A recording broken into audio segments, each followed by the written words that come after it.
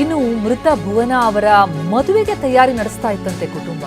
ಈಗ ಭುವನ ಅಪಘಾತಕ್ಕೀಡಾಗಿ ಮೃತಪಟ್ಟಿರೋದು ಇಡೀ ಕುಟುಂಬಕ್ಕೆ ಬರಸಿಡಿದೆ. ಮದುಮಗಳಾಗಿ ಮೆಚ್ಚಬೇಕಾಗಿದ್ದಂತ ಭುವನ ಈ ರೀತಿ ದುರಂತ ಅಂತ್ಯ ಕಂಡಿದ್ದಾರೆ. ಟಿವಿ9 ಬಳಿ ಬಿಇಒ ಭುವನ ಅವರ ಚಿಕ್ಕಪ್ಪ ರಮೇಶ್ ನೋವಿನ ಮಾತಾಡಿದ್ದು, ನಿನ್ನೆ ಬೆಳಿಗ್ಗೆ 6 ಗಂಟೆಗೆ ಮನೆಯಿಂದ ಹೋದವಳು ಎಸ್ಐ ಇರ್ದಿದ್ರಿಂದ ಬೆಳಿಗ್ಗೆನೆ ಮನೆ ಬಿಟ್ಟಿದ್ಲು. ಎಸ್ಐಆರ್ ಒತ್ತಡನೇ ಭುವನ ಸಾವಿಗೆ ಕಾರಣ. ಅಧಿಕಾರಿಗಳು ಯಾರೂ ಕೂಡ ಮನೆ ಬಳಿ ಬಂದಿಲ್ಲ. ಹೀಗಂತ ನೆಲಮಂಗಲದಲ್ಲಿ ಭುವನ ಚಿಕ್ಕಪ್ಪ ರಮೇಶ್ ನೋವಿನಿಂದ ಮಾತನಾಡಿದ್ದಾರೆ.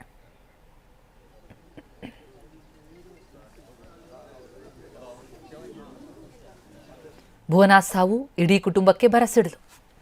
ಊರಿನಲ್ಲಿ ಕೆಲಸ ಮಾಡ್ತಿದ್ರು. ನಂತರ ನೆನ್ನೆ ಎಸ್ಐಆರ್ ಕೆಲಸಕ್ಕೋಸ್ಕರ ಅವ್ರನ್ನ ನಿಯೋಜನೆಗೊಳಿಸಿದ್ರಿಂದ ಬೆಳಗ್ಗೆ 6:30ಕ್ಕೆ ಮನೆ ಬಿಟ್ಟು ಇಲ್ಲಿಂದ ತುಮಕೂರು ಕಚೇರಿಗೆ ಹೋಗಿ ಅಲ್ಲಿಂದ ಅವ್ರಿಗೇನು ಫೀಲ್ಡ್ ವರ್ಕ್ ಇತ್ತು ಆ ಫೀಲ್ಡ್ ವರ್ಕಿಗೆ ಹೋಗೋಂಥ ಸಂದರ್ಭದಲ್ಲಿ ಗೂಳೂರು ಹತ್ರ ಗಾಡೀಲಿ 2 ವೀಲರಲ್ಲಿ ಹೋಗಬೇಕಾದ್ರೆ ಆಕ್ಸಿಡೆಂಟ್ ಆಗಿದೆ. ಅಲ್ಲಿಂದ ಅವ್ರನ್ನ ಸ್ಥಳದ ಮಹಾಜರು ಮಾಡಿ ಇಲಾಖೆಯವರು ಹಾಸ್ಪಿಟ್ಲಿಗೆ ಕರ್ಕೊಂಬಂದಿದ್ದಾರೆ.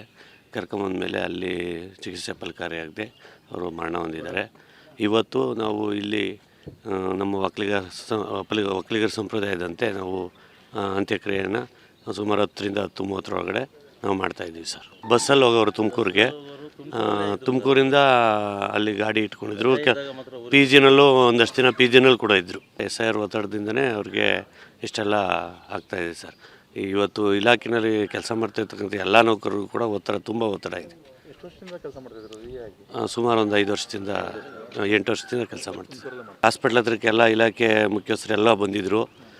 ರಾತ್ರಿ ಇಲ್ಲಿಗೆ ಪೊಲೀಸ್ ಸೆಕ್ಯೂರಿಟಿಯೊಂದಿಗೆ ನಮಗೆ ಬಾಡಿ ತರಕ್ಕೆ ಕೂಡ ಎಲ್ಲ ಸಹಾಯ ಮಾಡಿದ್ದಾರೆ. ಇವತ್ತಿನ್ನೂ ಯಾರೂ ಬಂದಿಲ್ಲ ಸರ್. ಇವತ್ತು ನೌಕರರಿಗೆ ಇದರಿಂದ ತುಂಬ ತೊಂದರೆ ಆಗ್ತಿದೆ.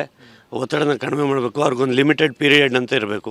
ಈಗ ಹೆಣ್ಮಕ್ಳಿಗಂತೂ ತುಂಬ ಅವ್ರಿಗೆ ಕಚೇರಿ ಕೆಲಸಕ್ಕೆ ನಿಯೋಜನೆಗೊಳಿಸಿದ್ರೆ ತುಂಬ ಉತ್ತಮ. ಇವತ್ತು ಎಲ್ಲೋ ಮೂಲೆಯಲ್ಲಿರ್ತಕ್ಕಂಥ ಹಳ್ಳಿಗಳಿಗೆ ನಾವೆಲ್ಲ ಹೋಗಿ ಕೆಲಸ ಮಾಡೋಂಥದ್ದು ತುಂಬ ಕಷ್ಟ ಇದೆ. ಇವತ್ತು ನಿನ್ನೆಲ್ಲ ಹೇಳ್ತಿದ್ಲು ತುಂಬ ಟಾರ್ಚರ್ ಆಯ್ತಾ ಇದೆ. ನಿನ್ನೆ ಮಾರ್ನಿಂಗ್ ನಾನೇ ಡ್ರಾಪ್ ಮಾಡಿದ್ದೆ ಅವಳು. ನಾನೇ ಬಸ್ ಹತ್ಸಿ ಬಂದಿದ್ದೆ. ಏನು ಹೇಳಿಲ್ಲ, ಬರ್ತೀನಿ ಸಾಯಂಕಾಲ 5 ಗಂಟೆಗೆ ಫೋನ್ ಮಾಡ್ತೀನಿ ಬಾ ಅಂತ ಹೇಳಿದ್ಲು. ಇತ್ತೀಚೆಗೆ ಜಾಸ್ತಿ ಕೆಲಸ. ಹೌದು ಸರ್. ಅಲ್ಲಿ ಕೆಲಸ ಮಾಡ್ತಿರೋ ಹತ್ರ ಸಾಕಷ್ಟು ರೈತರಿಗೆ ಅನುಕೂಲ ಮಾಡೋರಂತೆ, ಅವ್ರಿಗೆ ಅನುಕೂಲ ಮಾಡಿದ್ದಾರೆ ಸರ್. ಮೇಲಧಿಕಾರಿಗಳಿಗೆ ಕೂಡ ಸಾಕಷ್ಟು. ಹೌದು ಸರ್. ಇತ್ತೀಚೆಗೆ ಅದೇ ಪೌತಿಕತೆ ಒಂದು ಹೇಳೋರು, ಯಾವಾಗಲೂ ಡೈಲಿ ಪೌತಿಕತೆ ಹಾಕಬೇಕು ಅಂತ. ಇಲ್ದಿರು ಎಲ್ಲಿಂದ ಹಾಕೋಣ ಅಂತ ಹೇಳ್ತಾ ಇರೋರು. ಎಲ್ಲಿಂದ ಹಾಕೋದು ಅಂತ ಗೊತ್ತಾಗ್ಲಿಲ್ಲ ಅಂತಿದ್ಲು. ಅವಳು ಕೆಲಸ ಬಿಡ್ತೀನಿ ಅಂತಿದ್ಲು, ನಾವು ಬಿಡಿಸ್ಲಿಲ್ಲ. ಹೌದು. ನಿನ್ನೆ ನೈಟು 10 ಗಂಟೆ ಕರೆಸಿದ್ದಾರೆ. ನಿನ್ನೆ ಮಾರ್ನಿಂಗ್ ಬೆಳಗ್ಗೆ ಬೇಗ ಡ್ಯೂಟಿ ಇದೆ, ಹೋಗಬೇಕು, ಪ್ರೋಗ್ರೆಸ್ ಇದೆ, ರಿಪೋರ್ಟ್ ಮಾಡಿಬಿಡ್ತಾರೆ ಅಂತ ಬೇಗ ಹೋದ್ಲು. ಹೌದು. ಹಗಲು ರಾತ್ರಿ ಕಷ್ಟ ಮಾಡೋರು. ಹೌದು ಸರ್. ಇಬ್ಬರದು ಸರ್.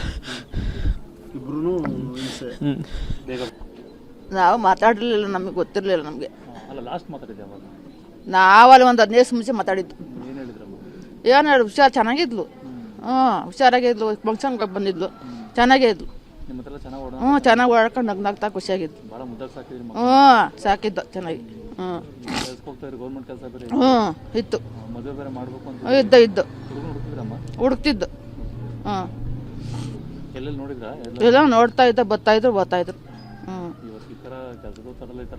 ಆಗೋಗಿದೆ.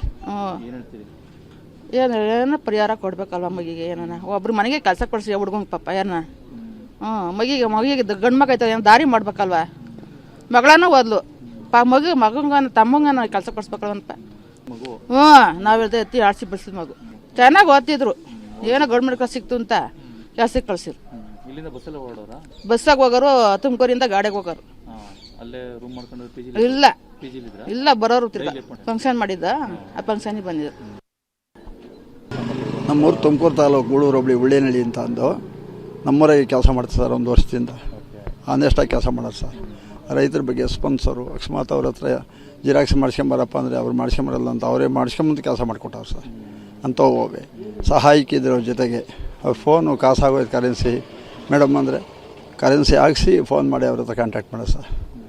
ರೈತರನ್ನ ಯಾವ ಕಾರಣಕ್ಕೂ ತಿರುಗಿಸ್ಕೊಂಬೇಡ ನೀನು ಮನೆ ಹತ್ರ, ಅವ್ರಿಗೇನು ರೆಸ್ಪಾನ್ಸು ಅವ್ರಿಗೆ ಕೆಲಸ ಮಾಡಿಕೊಡು, ಆಗದು ನನಗೆ ಹೇಳಿ ನಾನು ಮಾಡ್ತೀನಿ ಅಂತ ಅಂದು ಅಷ್ಟು ಕ್ರಾಂಪ್ಟಾಗಿ ಕೆಲಸ ಮಾಡ್ತಿದ್ದೆ ಸರ್ ಇವರು.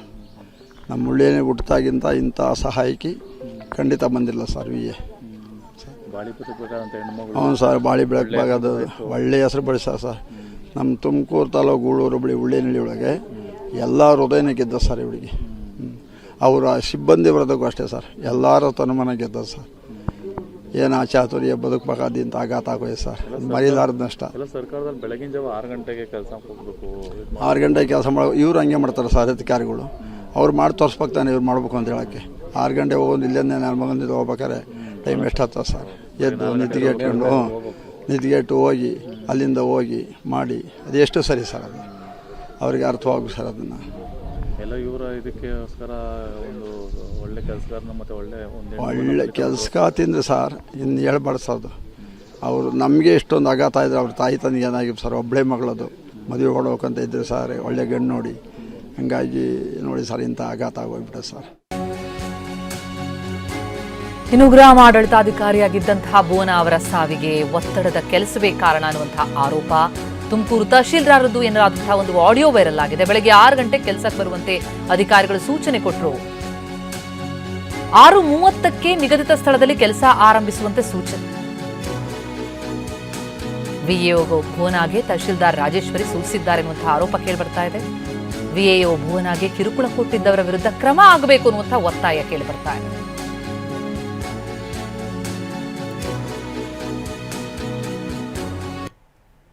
ನಮಸ್ಕಾರ.